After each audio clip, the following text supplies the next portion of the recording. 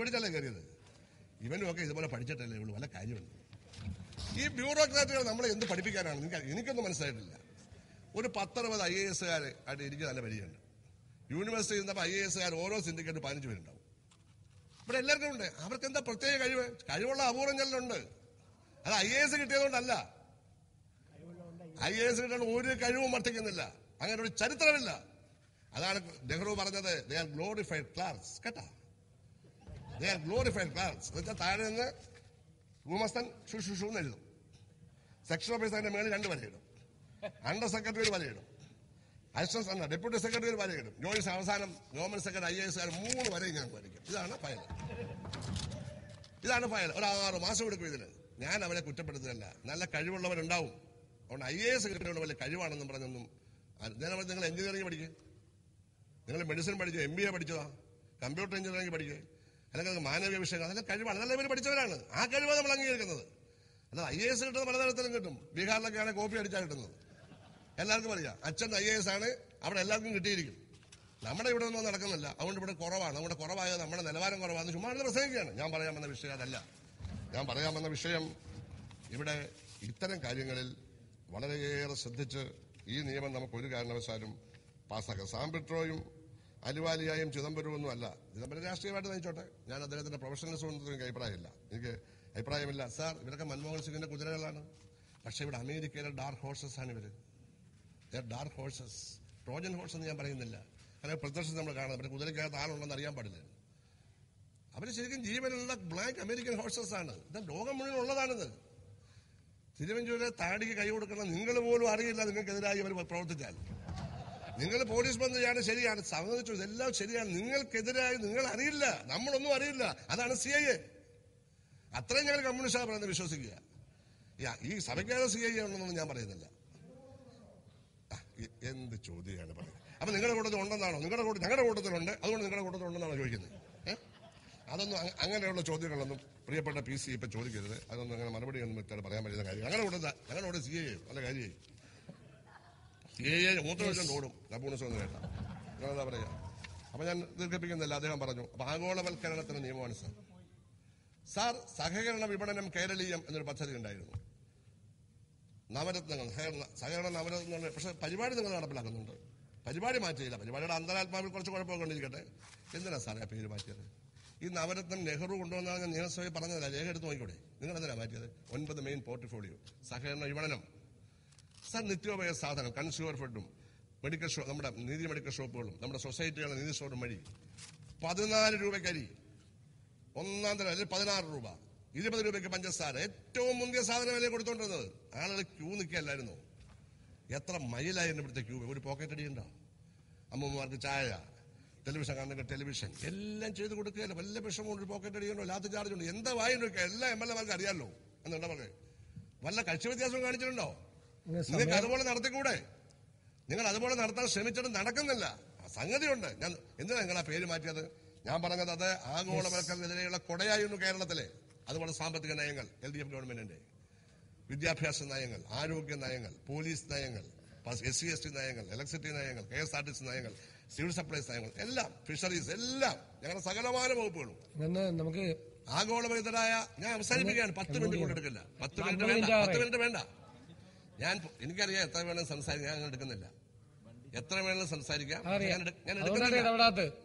അത് മാത്രമല്ല, എന്റെ പ്രസംഗം കേൾക്കണമെന്ന് അവരെല്ലാം ഇവിടെ നിന്ന് പറഞ്ഞുകൊണ്ടിരിക്കുക. അപ്പൊ പിന്നെ അല്ലല്ല, കുഴപ്പമില്ല.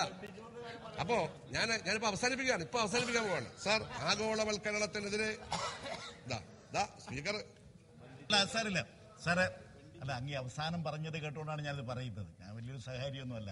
അങ്ങ് ഒത്തിരി കവിത ഇവിടെ പറഞ്ഞു. ഈ പ്രസംഗം കേട്ടപ്പോൾ, ഈ കവിതകൾ കേട്ടപ്പോൾ മാനസം കല്ലുകൊണ്ടല്ലാത്തതായുള്ള മാനവരാരാനുമുണ്ടെന്നിരിക്കുകയിൽ ഈ കല്ലറതൻ ചവിട്ടുപടിയിൽ ഒരല്പം ഇരുന്ന് കരഞ്ഞേച്ചു പോകണേ എന്ന് അങ്ങും ചെങ്ങമ്പുഴയുടെ കവിത കേട്ട് കാണും. ഏതാണ്ട് ആ രീതിയിൽ നിർദ്ദേശങ്ങളൊന്നുമില്ലാതെ ആ രീതിയിൽ നിന്ന് കരയുന്ന ഒരു സാഹചര്യം കേരളത്തിലുണ്ടായിട്ടുണ്ടോ? സാർ, അത് അങ്ങ് ആ ഒരു റിലാക്സേഷൻ മൂഡ് കൊണ്ടുവന്നതിന് അങ്ങോട്ട് നന്ദി പറയുന്നു. റിലാക്സേഷൻ വന്നു, ശരിയാണ്. ഇന്റർവെൽ, അപ്പിയറൻസ് സമ്മതിച്ചു. അപ്പൊ സാർ, ഞാൻ അവസാനിപ്പിക്കുകയാണ്. നിങ്ങൾ 5 മിനിറ്റ് ഞാൻ അവസാനിപ്പിക്കും. സാർ, ഇത് ആഗോളവൽക്കരണത്തിന് വേണ്ടി അതിനെതിരായുള്ള ഒരു മറയും ഒരു കൊടയുമായിട്ട് സാർ കോപ്പറേറ്റീവ് മൂവ്മെന്റ്, ഇടതുപക്ഷ ഗവൺമെന്റ് മൊത്തം. നിങ്ങൾക്കും അത് ചെയ്യാലോ. നിങ്ങൾ അതാണ് ചെയ്യേണ്ടത്. അതിനെ ഇല്ലാതാക്കേണ്ടത് അമേരിക്കൻ സാമ്പത്തിക ശക്തികളുടെ ആവശ്യമാണ്. 68,000 കോടി രൂപയുടെ ഡെപ്പോസിറ്റ്, നെറ്റ് ഡെപ്പോസിറ്റ്, 60,000 കോടി രൂപയുടെ ലോൺ. അതായിരുന്നു അധികാരമൊഴിയുമ്പോൾ 2011 മെയ് 12 അദ്ദേഹം തന്ന മറുപടി തന്നെയാണ്. അതിപ്പം 60-70 കൂടി കാണുമായിരിക്കും. സാർ ഇത് ഇല്ലാതാകാൻ പോവുകയാണ്. കാരണം പലിശ തീരുമാനിക്കുന്ന സഹകരണ മന്ത്രിക്ക് അധികാരം റിസർവ് ബാങ്കാണ്. മറ്റു ബാങ്കുകളുടെ അത്രയും പലിശ ഉള്ളെങ്കിൽ ആരെങ്കിലും അധിക പലിശയിൽ ഇവിടെ വരുമോ സാർ? അപ്പൊ ഡെപ്പോസിറ്റ് പോകും, അപ്പൊ ലോൺ പോകും. ലോൺ പോയാൽ ബിസിനസ് ഇല്ല, പ്രോഫിറ്റ് ഇല്ല. 60,000 ജീവനക്കാർക്ക് ഒരു വർഷം 1,420 കോടി രൂപ ശമ്പളം കൊടുക്കാനുണ്ടാവില്ല. തൊഴിലില്ലായ്മ ഒരു വലിയ കലാപം. വല്ലോ ആലോചിച്ചു നിങ്ങൾ? ഇതെല്ലാം കൂടെ എടുത്തു കൊടുത്തപ്പോൾ പലിശ നിർണ്ണയിക്കാൻ അവകാശം. ഇൻകം ടാക്സ് വരികയാണ്. ആദായ നികുതി മാത്രമല്ല, ചായ കുടിച്ച നികുതി. സാർ അത് സോഴ്സിലാണ്, നെറ്റ് പ്രോഫിറ്റിലല്ല. സാർ നശിപ്പിക്കാനല്ല ഇത്. എന്ത് അധികാരമാണ് റിസർവ് ബാങ്ക് ഗവർണർക്ക്? ഞാനൊരു MLA ചോദിക്കുകയാണ്, ആരാണ് ഈ റിസർവ് ബാങ്ക് ഗവർണർ? ആരും കൊടുത്തു തീട്ടൂലം? ഇന്ത്യൻ പ്രസിഡന്റിന് മുകളിലാണോ ഇയാള്? അത് ആരും പണ്ട് ഇത് ചെയ്തിരുന്നില്ല. അപ്പൊ അതെല്ലാം ചെയ്തിരിക്കുകയാണ്. സാർ ഇതിവിടെ വിജയിക്കത്തില്ല സാർ. വണ്ടിച്ചോ മോഷ്ടിച്ചാളല്ലേ?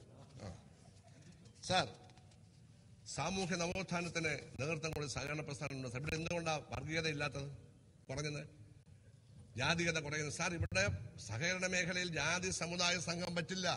മുസ്ലിം സഹകരണ സംഘം പറ്റുമോ സാർ? ക്രിസ്ത്യൻ സംഘം പറ്റുമോ സാർ? ഹിന്ദു സംഘം പറ്റുമോ സാർ? നായരീരോ മഹാസഖ്യ സംഘം പറ്റുമോ സാർ? മഹാസഖ്യം, 2 മഹാന്മാരുണ്ടാക്കിയ സഖ്യം.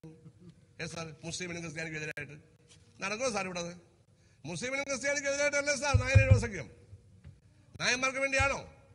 ഈഴവർക്ക് വേണ്ടിയാണോ? അല്ല. അതൊക്കെ അവർ അവസാനം പിരിച്ചു വേണം നായരീരോ സഖ്യം. ഞാൻ ബഹുമാനപ്പെട്ട വെള്ളാപ്പള്ളിയോട് ഞങ്ങൾക്ക് വ്യക്തിപരമായിട്ട് വളരെ അടുപ്പക്കാരാ, പലതവണ പറഞ്ഞത് പിരിച്ചു വിടണം, നഷ്ടക്കച്ചവടമാണ്. സാർ ഇത് രാജാറാം മോഹൻ റായ് മുതൽ ഇങ്ങോട്ട് ശ്രീനാരായണ ഗുരു, വാഗ്ഭടാനന്ദൻ, മന്ത്രബ്രഹ്മം പോലും ഇല്ലെന്ന് ഞാൻ പറയുന്നില്ല. വിമോചന സമരത്തിൽ അദ്ദേഹം പങ്കെടുത്തില്ലായിരുന്നെങ്കിൽ അദ്ദേഹം നാരായണ ഗുരുവിനെ കൈപിടിച്ചു നടക്കുക തന്നെയാണ്.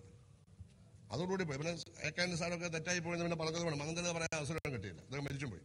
സാർ രാജാറാം മോഹൻ റായും ശ്രീനാരായണ ഗുരു, വിവേകാനന്ദനും, ചട്ടമ്പി സ്വാമി, നടരാജ ഗുരുവും, വാഗ്ഭടാനന്ദനും ഒക്കെ ഉയർത്തിയ മതനിരപേക്ഷത സഹകരണ മേഖല കാത്തു സൂക്ഷിച്ചു.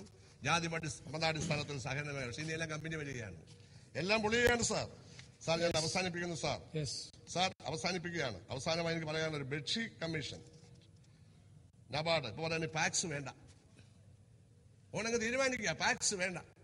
നീ ജില്ലാ ബാങ്കിന്റെ കഥ കഴിയാകുമ്പോൾ ജില്ലാ ബാങ്കും സ്റ്റേറ്റ് ബാങ്കും, അത് കുറച്ച് കഴിഞ്ഞ് പറയും ജില്ലാ ബാങ്കും വേണ്ട.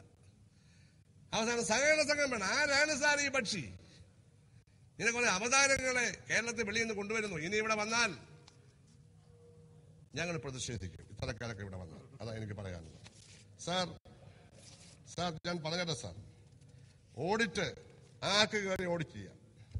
റിസർവ് ബാങ്ക് ലൈസൻസ് ഇല്ലേ, ബാങ്ക് ഒന്നും കിട്ടത്തില്ല. ആദായ നികുതി SC ST സാർ ഒരെണ്ണം വെക്കണമെന്ന് കേരള നിയമമാണ്. അത് അവരും അവിടെ അംഗീകരിച്ചു. പക്ഷെ കേരള നിയമത്തിൽ ഒരാളെ എലക്ട് ചെയ്യപ്പെട്ടില്ലെങ്കിൽ നോമിനേറ്റ് ചെയ്യാവുന്നുണ്ട്.